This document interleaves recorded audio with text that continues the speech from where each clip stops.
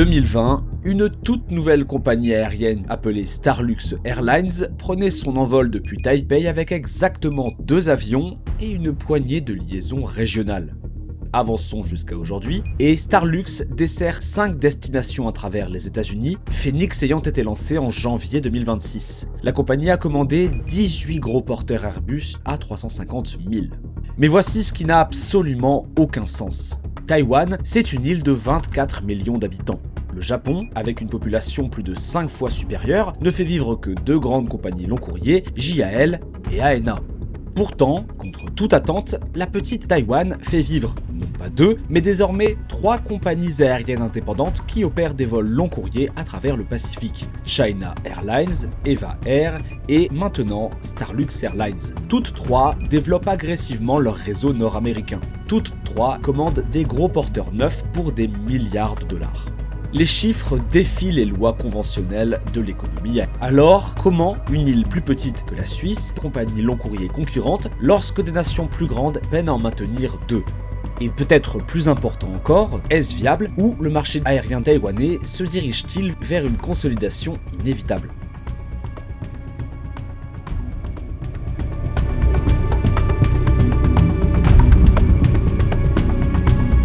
Pour comprendre, il faut comprendre une querelle familiale qui rivalise avec n'importe quel drame d'entreprise dans l'histoire de l'aviation.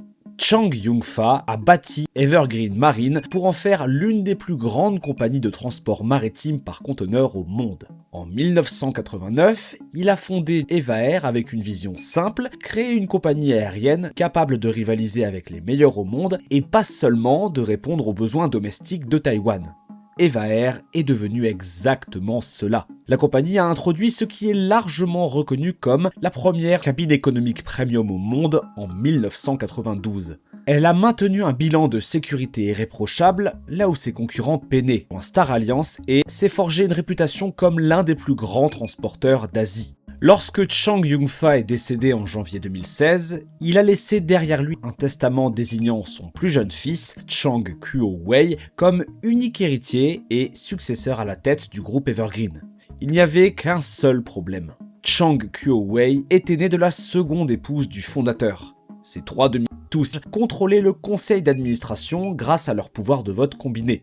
Dans ce que les médias taïwanais ont surnommé le drame du prince Hamlet, les frères ont utilisé leur majorité au conseil pour évincer complètement Chang Kuo-wei.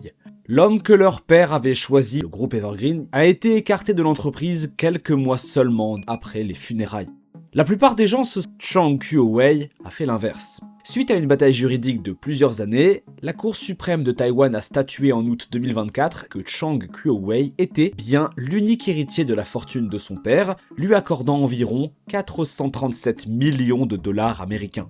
Mais il n'a pas attendu les tribunaux, et Starlux Airlines l'a positionnant explicitement comme une compagnie de luxe boutique faite pour surpasser EVA Air dans tous les domaines mesurables. Ce n'était pas qu'une affaire de business, c'était aussi personnel. Le marché taïwanais à 3 compagnies aériennes ne survit pas grâce au trafic intérieur.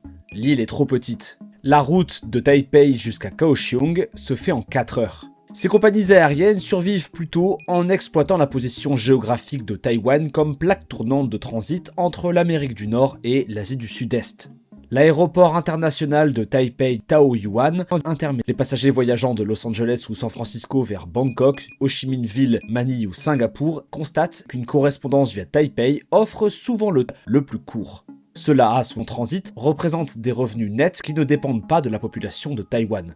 Que Taïwan compte 23 millions d'habitants ou 50 millions, l'avantage géographique reste inchangé. Les fermetures de l'espace aérien russe n'ont fait que renforcer cette position. Les vols d'Asie vers l'Amérique du Nord font désormais face à des itinéraires plus longs, rendant les correspondances beaucoup moins compétitives.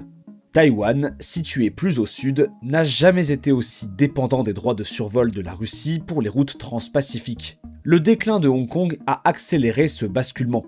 Les compagnies aériennes internationales ont réduit leur capacité vers Hong Kong, poussant davantage de trafic de transit vers des hubs alternatifs. Taipei a saisi l'occasion, sa part de marché. La géographie seule n'explique de Taïwan. Le secret se trouve dans les soutes à fret. Taïwan domine la fabrication mondiale de semi-conducteurs. TSMC produit plus de 100 des puces les plus avancées au monde. Lorsque Apple, Nvidia ou AMD ont besoin de processeurs, ils proviennent de fonderies taïwanaises. Cela crée un plancher de revenus extraordinaire pour les compagnies aériennes taïwanaises. Même lorsque les rendements passagers fluctuent au gré des cycles économiques, les soutes à fret sur les liaisons nord-américaines restent perpétuellement remplies d'expéditions de semi-conducteurs à haute. Contrairement aux transporteurs dépendants du tourisme qui souffrent lorsque les voyageurs restent chez eux, les compagnies aériennes taïwanaises bénéficient d'une demande à l'exportation qui se maintient indépendamment des préférences des passagers. La révolution de l'IA n'a fait qu'intensifier cet avantage. Chaque requête ChatGPT, chaque image générée par l'IA, chaque session d'entraînement de grands modèles de langage nécessite des puces fabriquées à Taïwan et expédiées sur des avions taïwanais. Les 3 compagnies aériennes taïwanaises élargissent leur réseau nord-américain à un rythme qui défie la sagesse conventionnelle en matière de saturation du marché. Eva Air domine avec 80 vols hebdomadaires vers l'Amérique du Nord, détenant 50% des fréquences entre Taïwan et la compagnie dessert Los Angeles, San Francisco, Seattle, Houston, Chicago, New York JFK et Dallas. China Airlines maintient environ 20% de part de marché et a ajouté des fréquences vers les États-Unis, spécifiquement de Starlux. Starlux est celle qui a progressé le plus rapidement ces derniers temps. Depuis le lancement de ses opérations long courrier, la compagnie a ajouté Los Angeles, San Francisco, Seattle, Ontario en Californie et, plus récemment, Phoenix, dont la desserte a débuté en janvier 2026. Ces lignes sont-elles rentables ? Si les compagnies continuent de les exploiter, la réponse simple est oui. Alors que l'Amérique du Nord génère le volume, Starlux se diversifie avec une expansion européenne calculée, faite pour réduire la dépendance à un seul marché. Le 1er août 2026, Starlux lancera sa première route européenne, Taipei vers Prague. Le service fonctionnera d'abord 3 fois par semaine, puis passera à 4 fréquences d'ici octobre. Prague semble être un choix inhabituel pour les débuts européens d'une compagnie aérienne. Ce n'est pas un grand centre financier comme Londres ou Francfort. Ce n'est pas un immense hub de correspondance comme Amsterdam ou Paris. La route exploite une forte demande touristique. Prague figure parmi les destinations européennes les plus populaires et qui sont en quête d'expériences culturelles qui vont au-delà des capitales typiques d'Europe occidentale. Starlux opérera la route avec des appareils A350-900 configurés avec des suites de première classe, une classe affaires, une classe économique premium et une classe économique. Cela place Starlux en concurrence directe avec China Airlines qui a lancé le service Taipei-Prague lors du mois de juillet 2023. Les deux compagnies se partageront environ 50% de la capacité chacune sur cette route. Les premiers sceptiques prédisaient que Taïwan ne pourrait pas maintenir 3 transporteurs. Lorsque Starlux a annoncé ses projets en 2018, les analystes prévoyaient des guerres tarifaires brutales qui forceraient le maillon le plus faible à la faillite. Cela ne s'est pas produit. Eva Air a déclaré un bénéfice net consolidé de 220,1 millions de dollars américains au premier semestre 2025. China Airlines a affiché 283 millions de dollars américains de bénéfices nets, une forte demande passager et des rendements cargo stables. Starlux est plus rapidement que quiconque ne l'avait prévu. Lors du premier semestre 2025, la compagnie a déclaré un bénéfice net de 102 millions de dollars.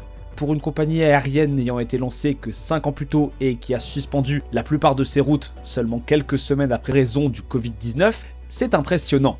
La rentabilité découle de 3 facteurs agissant en combinaison. Premièrement, des taux de remplissage élevés chez les 3 transporteurs indiquent que la demande dépasse la capacité actuelle. Les aériennes ne se volent pas mutuellement des passagers. Elles répondent à une demande incrémentale qui transitait auparavant par d'autres hubs. Deuxièmement, les revenus cargo offrent une protection contre les baisses. Même si les rendements passagers se compriment, le fret lié aux semi-conducteurs et à l'intelligence artificielle maintient les marges. Troisièmement, l'efficacité de la flotte s'est considérablement améliorée. Starlux exploite exclusivement de jeunes A350 et A330 Neo. Eva et China Airlines se modernisent avec des 787 et des A350, réduisant les coûts en carburant par siège mile disponible. Les alliances mondiales de compagnies aériennes fournissent un apport de trafic essentiel qui renforce la viabilité des 3 transporteurs. EVA Air appartient à Star Alliance en partenariat avec United Airlines sur les services transpacifiques. Cela permet à EVA d'offrir des correspondances vers des centaines de destinations intérieures américaines au-delà de ses propres villes passerelles. China Airlines a rejoint SkyTeam, s'alignant avec Delta Airlines et KLM. Ce partenariat génère du trafic sur des routes comme Taipei-Amsterdam, où KLM et China Airlines coopèrent étroitement. Starlux opère en tant que compagnie indépendante, mais plus pour longtemps. Les dirigeants de Starlux laissent entendre depuis longtemps leur intérêt à l'adhésion à l'alliance Oneworld d'ici 2025, avec une entrée potentielle en 2026 ou 2027. Les membres actuels de Oneworld comprennent American Airlines, Cathay Pacific, Japan Airlines et Qantas. Rejoindre Oneworld comblerait une lacune significative. L'Alliance ne compte actuellement aucun membre basé à Taïwan, ce qui oblige les passagers réservant via les partenaires Oneworld à transiter par Hong Kong, Tokyo ou d'autres hubs pour atteindre Taipei.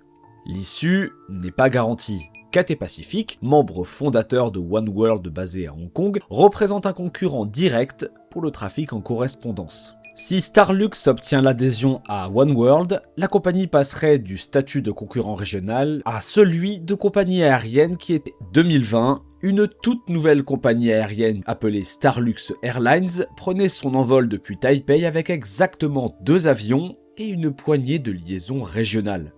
Avançons jusqu'à aujourd'hui, et Starlux dessert 5 destinations à travers les États-Unis, Phoenix ayant été lancé en 2026. La compagnie a commandé 18 gros porteurs Airbus A350 000. Mais voici ce qui n'a absolument aucun sens. Taïwan, c'est une île de 24 ans, avec une population plus de 5 fois supérieure, ne fait vivre que 2 grandes compagnies long courrier, JAL et ANA. Pourtant, contre toute attente, la petite Taïwan, pas 2, mais désormais 3 compagnies aériennes indépendantes qui opèrent des vols long courrier à travers le Pacifique. China Airlines, EVA Air et maintenant Starlux Airlines. Toutes 3 développent agressivement leur réseau nord-américain. Toutes 3 commandent des gros porteurs neufs pour des milliards de dollars. Les chiffres défient les lois conventionnelles de l'économie aérienne. Alors, comment une île plus petite que la Suisse est concurrente lorsque des nations plus grandes peinent à en maintenir 2 ? Et peut-être plus important encore, est-ce viable ? Rien taïwanais se dirige-t-il vers une consolidation inévitable ? Pour comprendre, il faut comprendre une querelle familiale qui rivalise avec n'importe quel drame d'entreprise dans l'histoire de l'aviation. Chang Yong-fa a bâti Evergreen Marine pour en faire l'une des plus grandes compagnies de transport maritime par conteneur au monde. En 1989, il a fondé EVA Air avec une vision simple, créer une compagnie aérienne capable d'ailleurs au monde et pas seulement de répondre aux besoins domestiques de Taïwan. EVA Air est devenu exactement cela. La compagnie a introduit ce qui est largement reconnu comme la première cabine économique premium au monde en 1992. Elle a maintenu un bilan de sécurité irréprochable là où ses concurrents peinaient. Elle a rejoint Star Alliance et s'est forgé une réputation comme l'un des plus grands transporteurs d'Asie. Lorsque Chang Yong-fa est décédé le 16, il a laissé derrière lui un testament désignant son plus jeune fils, Chang Kuo-wei, comme unique héritier et successeur à la tête du groupe Evergreen. Il n'y avait qu'un seul problème. Chang Kuo-wei était né de la seconde épouse du fondateur. Ses 3 demi-frères aînés, tous issus du premier mariage, contrôlaient le conseil d'administration grâce à leur pouvoir de vote combiné. Dans ce que les médias taïwanais ont surnommé le drame du prince Hamlet, les frères, majorité au conseil, pour évincer complètement Chang Kuo-wei. L'homme que leur père avait choisi pour diriger a été écarté de l'entreprise quelques mois seulement après les funérailles. La plupart des gens Chang Kuo-wei a fait l'inverse. Suite à une bataille juridique de plusieurs années, la Cour suprême de Taïwan a statué en août 2024 que Chang Kuo-wei était bien l'unique héritier de la fortune de son père, lui accordant environ 437 millions de dollars américains. Mais il n'a pas attendu les tribunaux. Il a créé Starlux Airlines, la positionnant explicitement comme une compagnie de luxe boutique faite pour surpasser EVA Air dans tous les domaines mesurables. Ce n'était pas qu'une affaire de business. C'était aussi personnel. Le marché taïwanais à 3 compagnies aériennes ne survit pas grâce au trafic intérieur. L'île est trop petite. La route de Taipei se fait en 4 heures. Ces compagnies aériennes survivent plutôt en exploitant la position géographique de Taïwan comme plaque tournante de transit entre l'Amérique du Nord et l'Asie du Sud-Est. L'aéroport international de Taipei-Taoyuan se trouve au point intermédiaire idéal. Les passagers voyageant de Los Angeles ou San Francisco vers Bangkok, Ho Chi Minh Ville, Manille ou Singapour constatent qu'une correspondance via Taipei offre souvent le plus court. Cela à son transit représente des revenus nets qui ne dépendent pas de la population de Taïwan. Que Taïwan compte 23 millions d'habitants ou 50 millions, l'avantage géographique reste inchangé. Les fermetures de l'espace aérien russe n'ont fait que renforcer cette position. Les vols d'Asie vers l'Amérique du Nord font désormais face à des itinéraires plus longs, rendant les correspondances via d'autres hubs beaucoup moins compétitives. Taïwan, situé plus au sud, n'a jamais été aussi dépendant des droits de survol de la Russie pour les routes transpacifiques. Le déclin de Hong Kong a accéléré ce basculement. Les compagnies aériennes internationales ont réduit leur capacité vers Hong Kong, poussant davantage de trafic de transit vers des hubs alternatifs. Taipei a saisi l'occasion pour accroître sa part de marché. La géographie seule n'explique pas le succès aéronautique de Taïwan. Le secret se trouve dans les soutes à fret. Taïwan domine la fabrication mondiale de semi-conducteurs. TSMC produit plus de 40 des puces les plus avancées au monde. Lorsque Apple, Nvidia ou AMD ont besoin de processeurs, ils proviennent de fonderies taïwanaises. Cela crée un plancher de revenus extraordinaire pour les compagnies aériennes taïwanaises. Même lorsque les rendements